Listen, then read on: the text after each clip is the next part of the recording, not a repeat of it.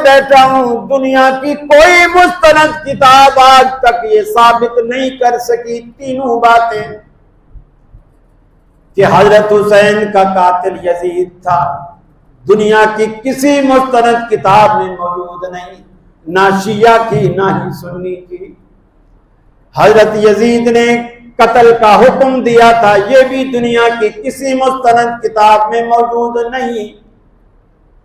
और यजीद हजरत हुसैन की शहादत की खबर सुनकर खुश हुआ, यह भी दुनिया की किसी किताब में मौजूद नहीं।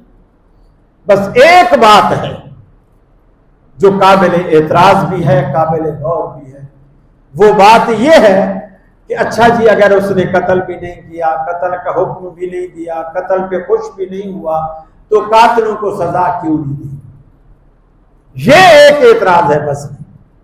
जब बंदा हुकूमत में होता है बहुत सारी मजबूरियां होती हैं।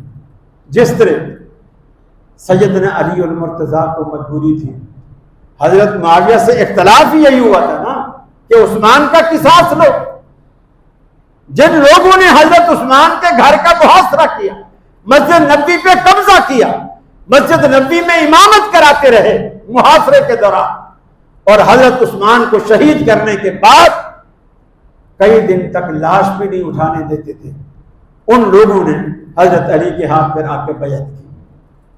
उन्हीं लोगों ने। और हजरत मुआविया रज़ी अल्लाह ताला अन्हु कहते थे, मैं आपकी हुकूमत का इनकार नहीं करता, मैं पहले बैत करने को तैयार हूं, लेकिन आप पहले उस्मान का किसास लें, उस्मान का बदला लें। अब वो क्या रुकावट थी, क्या हिकमत थी, ये तो हजरत अली जान सकते हैं ना कि उनको क्या मजबूरी थी। हम जो यहां से कियास राइयां करते रहेंगे उसका कोई फायदा नहीं। हजरत अली को पता है कि मेरी क्या मजबूरी है। जरदारी सदर है, बेनजीर कत्ल हुई, आज तक कोई कातिल पकड़ा गया मिला। बेनजीर वजीर आजम थी, उसका भाई मुर्तजा कलिफ्टन पे कत्ल हुआ, उसकी विजारत उज़्मा में कोई कातिल का पता चला? किसी कातिल को सजा मिली? भुट्टू फांसी पे चढ़ा, उसके बाद भुट्टू वालों की हुकूमत आई और आज तक भुट्टू जिंदा है। भुट्टू ने खुद आकर कभी बताया कि मेरा कातिल फलां है, फलां मेरा कातिल है, उससे बदला लो। क्या मजबूरी है?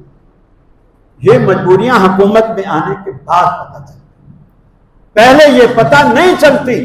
लिहाजा जितनी बात कुरान और सुन्नत में या मुस्तनद बातों में लानत मलामत करके खुद को लानत का मुस्तहिक ना बना। अल्लाह ने हजरत हुसैन से बगावत न करो, उनसे अदावत न रखो, उनसे मोहब्बत रखो, लेकिन जिनके पीछे हजरत हुसैन ने नमाजें पढ़ी हैं, लानतें उनको भी ना करो, उनको भी ना करो।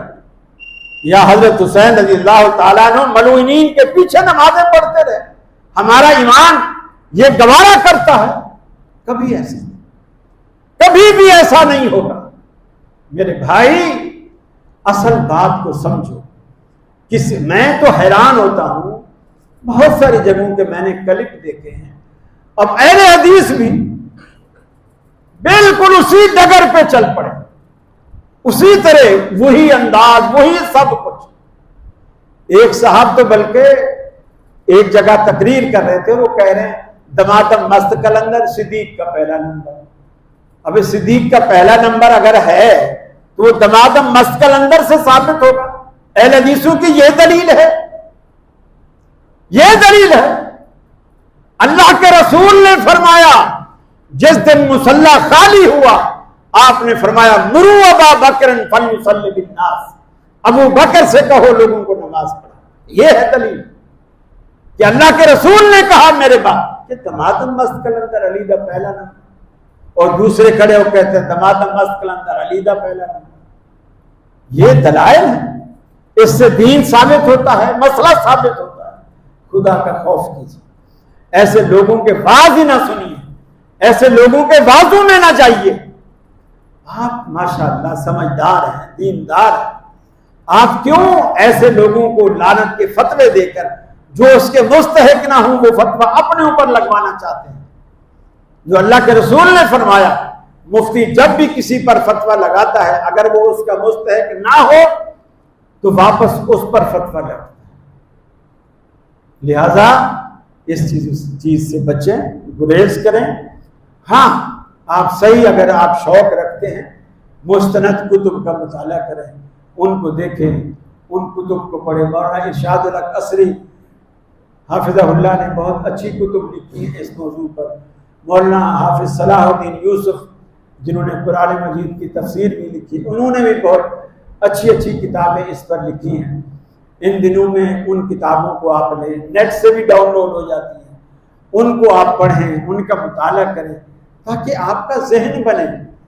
गलत रिवायात, गलत बातों, किस्से, कहानियां, उसमें अपना टाइम बर्बाद करना। यूट्यूब भरा पड़ा है झूठ से, ये झूठ का पलंदा। आप इन चीजों को दीन न समझिए। अल्लाह से दुआ है, अल्लाह ताला मुझे भी और आपको भी अमल की तौफीक अता फरमाए।